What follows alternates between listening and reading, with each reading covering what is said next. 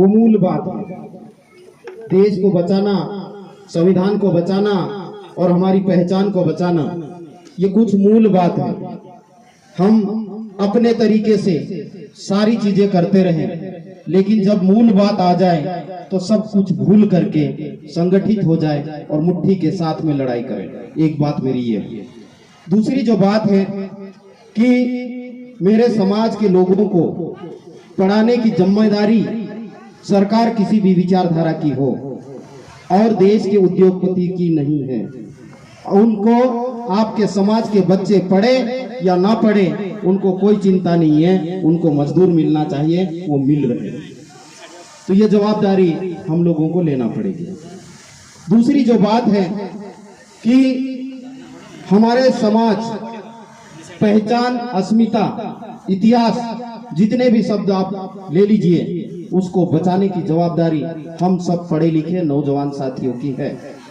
चाहे भाषा की बात हो, बोली की बात हो, परंपरा की बात हो, रीति रिवाज की बात हो और आस्था और श्रद्धा के केंद्रों को बचाने की बात हो, हम सब लोगों को सामूहिक रूप से जवाबदारी लेना पड़ेगी और अपने अपने गांव को यूनिट बनाएं। बहुत बड़ा काम करने की जरूरत नहीं है। हम लोग सक्षम हो जाते हैं, थोड़े सा बिजनेस करते हैं, थोड़े से हम नेतागिरी करते हैं और थोड़े से सर्विस में आ जाते हैं, तो हम दूसरों के लिए काम करना प्रारंभ कर देते हैं। मैं मना नहीं कर रहा हूँ, जिसकी आस्था और श्रद्धा जहाँ है वो जाए, मुझे कोई चिंता नहीं है, मुझे उनसे विरोध भी नहीं है। लेकिन मेरे जो असली आस्था और श्रद्धा के केंद्र हैं, वहां जाने की जरूरत हम सबको है।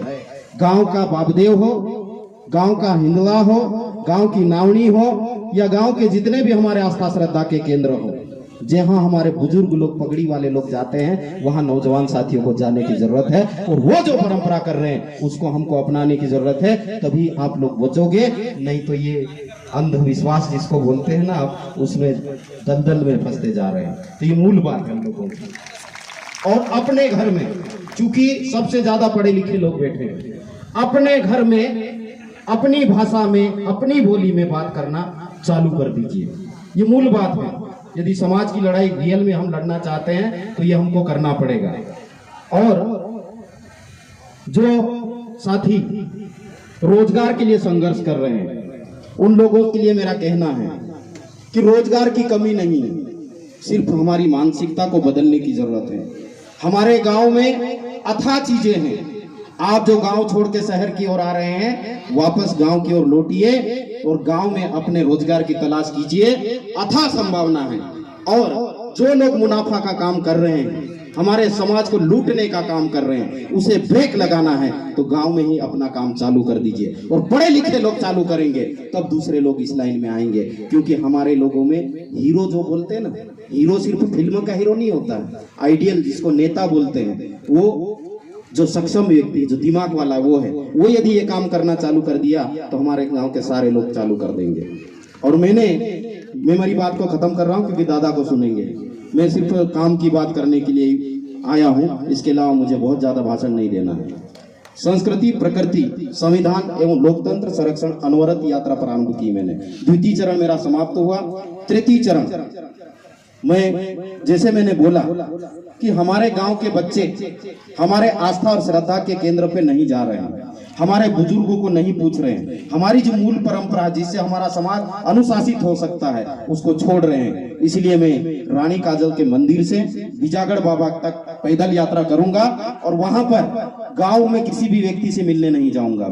मेरा जो आस्था और श्रद्धा के केंद्र है, जिसको मिलना है वहां पर आएंगे और जिस भी रूट पे हमारा रूट शेयर हो जाएगा, जिस रूट पे जिसके गांव पड़ रहे हैं, हमारे जो मुखिया है, हमारे जो खत्री से, उनको व्यवस्थित कर ले, उनके मिलने के लिए मैं निकल रहा हूं।